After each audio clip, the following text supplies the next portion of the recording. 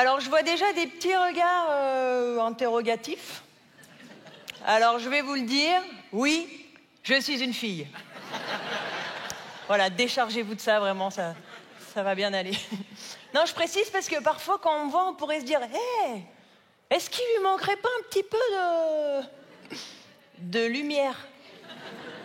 Non, moi, clairement, si j'étais le 8e nain de Blanche-Neige, eh ben, je serais sans plat. Voilà.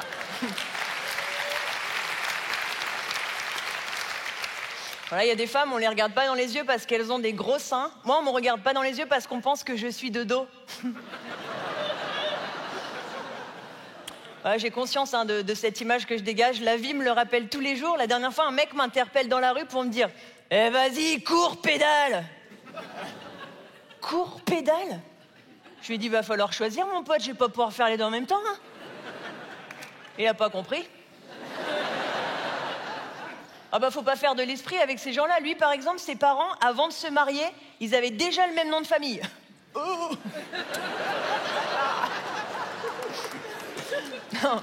Non, j'ai conscience, mais cette image me convient très bien. Souvent, les gens me disent, mais Charlotte, t'aimerais pas changer de sexe? Tu sais, les gens te proposent ça comme s'ils te proposaient un petit café gourmand, quoi. T'es sûr, tu veux pas une bite? Non? Non, ça va, j'essaye d'arrêter.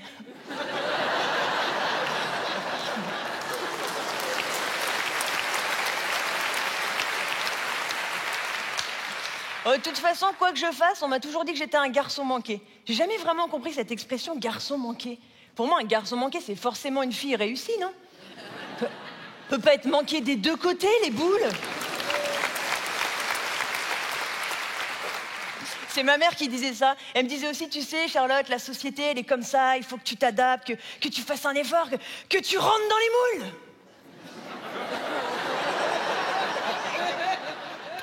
Au final, c'est ce que je fais.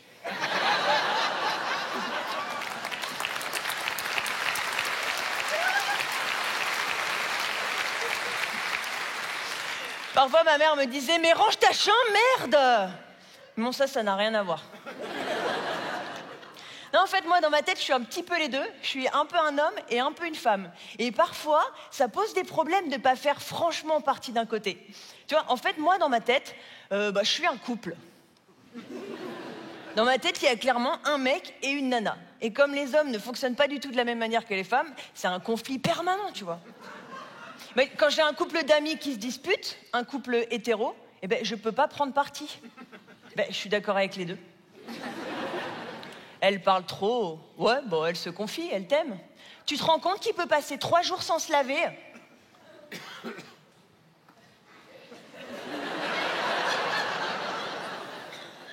Bah ouais, mais s'il fait rien.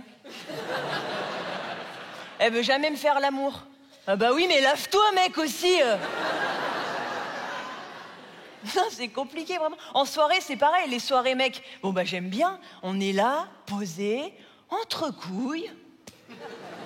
Petite soirée bière, pizza devant un match de foot, j'aime bien. Même si, entre nous, j'ai toujours préféré regarder le football féminin. Ouais, je trouve que ça joue plus, il y a plus de buts, moins de chichi. N'empêche qu'au foot, c'est quand même un des seuls endroits où, pour une fois, les femmes simulent moins que les hommes. Ils sont fragiles, hein, les mecs, au foot. Neymar, il est toujours par terre. Le gars, à 30 ans, il a bouffé plus de gazon que moi. Ouais, hein.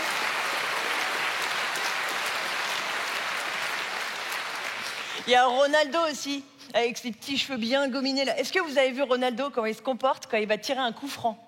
Je vous le fais. Quand il va tirer un coup franc, Ronaldo se met comme ça, il tend bien les jambes, il remonte son short pour qu'on voit ce muscle-là qui n'existe pas du tout sur mon corps. Et il fait comme ça. Pendant super longtemps. Pourquoi il fait ça? Moi, je pense qu'il décolle les œufs de la poêle. Seule raison. C'est sûr. C'est sûr, c'est ça.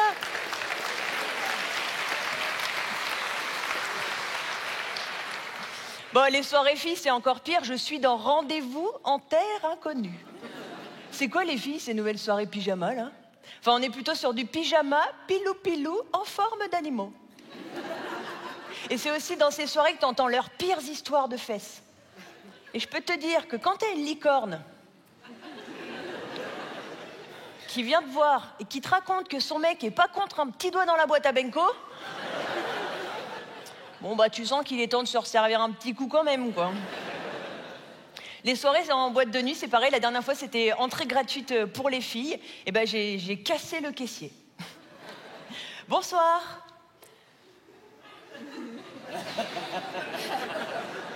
Bonsoir. Ouais, ce soir, c'est gratuit pour les filles, hein. Vous savez...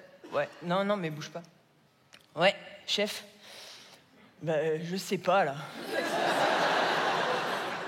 Bah non, bah c'est un... C'est un Yel. C'est une sorte de Bilal Hassani, mais à l'envers. Ok. Bon, bah du coup, on va faire moins 50%.